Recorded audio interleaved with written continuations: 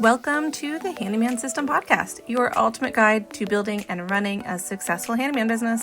If you are an aspiring or working handyman or contractor and you're looking to learn business pricing, marketing, or automation strategies, you have come to the right place. So join us as we dive into the actual tips and proven strategies to help you nail down your business goals and renovate your path to success. Your hosts are myself, Becca Ellison. I am the CEO of the Handyman System, a marketing agency that helps handyman businesses thrive, and I am often joined by Caleb Ingram, the CEO of North Seattle Handyman. Let's get started. Hello and welcome to episode 2 of the Handyman System podcast. This is Becca, your host. I run and own the Handyman System, and I wanted to jump in and give just a really quick overview of how the Handyman System started, why me, as a not handyman person, is running something and helping the handyman businesses out in the world, and how I have a very unique angle into helping you build your handyman business and how it's worked for the last 25 to 27 clients that I've had over the last 2 years. So let's go ahead and get into it. So the funny thing is, I never once thinking I was going to be the handyman business coach. The Handyman System was something that started off of a YouTube video, actually. I had a completely different business, and the Handyman System was kind of a side idea. So let me jump in. If you're familiar with us, then it's likely you already have seen the YouTube video from Upflip that features Caleb from North Seattle Handyman, who is the co-host on this podcast. He's not going to be here for this particular episode, but we do go in a deep dive into how this all started in a future episode. But this one is really just how me, as Becca Ellison, somebody who, in all honesty, is not in the trades, nor has ever been in the trades, is here and effectively helping people build handyman businesses. So really, at the end of the day, I ran my own service-based business since 2005. I fell into the handyman trade mostly because my brother, Caleb, from North Seattle Handyman, came to me for help when he wanted to start his handyman business. At this time, I had been in business for 17 years as a service-based business, and I was helping service-based businesses understand how important their brand was and how to build an online presence. He'd been in the trades for years, and he wanted to start his own handyman business. And he came to me and was like, hey, I know that you've had a lot of success, and I know that you have helped a lot of people. Can you help me build this thing? And I was like, yeah, I would absolutely love to. And for full context, we live in the greater Seattle area. There is a lot of tech around us. It's a big city, and we have Amazon headquarters here. We have a lot of people who are very tech-minded and not necessarily repair-minded. So when he came to me and was like, okay, I want you to help me really understand how to build this business, at first he was just going to do a word of mouth thing. He was like, I'm just going to tell my friends and family and see what we can do. And I was like, well, friend, actually, you absolutely need to build a website. And he was like, no, I don't think so. And the value of the fact that he is my brother, I was able to be like, nope, that's stupid. Don't do that. And he listened to me because I had 17 years of success, and I help a lot of other businesses build their brands. What happened was we had the conversation of like, who is your ideal client and what do you want to do? What do you want to build this business into? And he wanted to build it into a legit, really big business that took care of him and his family, but he didn't know the path to do that. And I told him very quickly, I was like, the path to do that is not by just relying on word of mouth.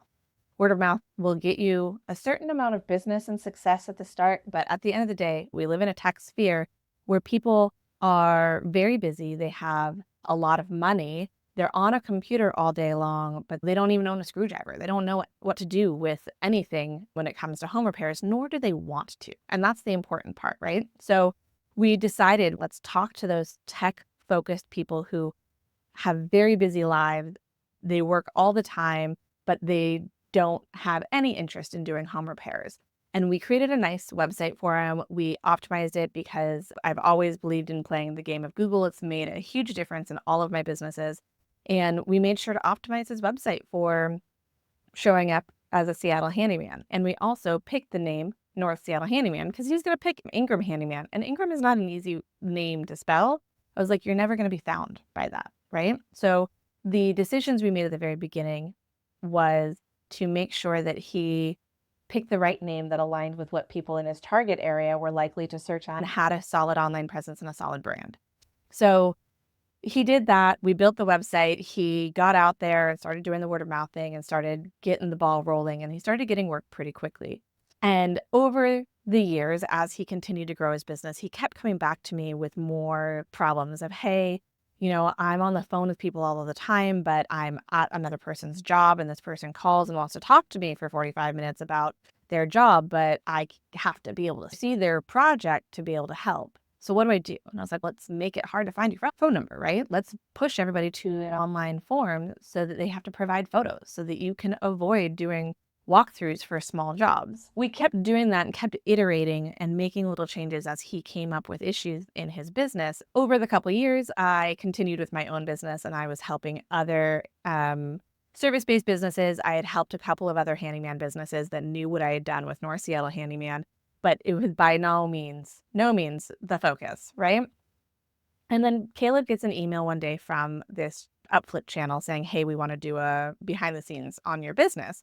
And he forwards it to me and he's like, what do you think about this? This seems like a scam. And I laughed and I was like, well, will it be beneficial? I have absolutely no idea. But in the land of playing the game of making Google like you, every link that you can get from some other website to your own is valuable. So for nothing other than trying to get a link to your website from another valuable website, let's do it, right? So he talked to the guys and the guys came out and we were having a conversation, Caleb and I, and my husband, Pete, who was in the process of actually buying into North Seattle Handyman at the same time, talked about like, well, what do we want to talk about on this video?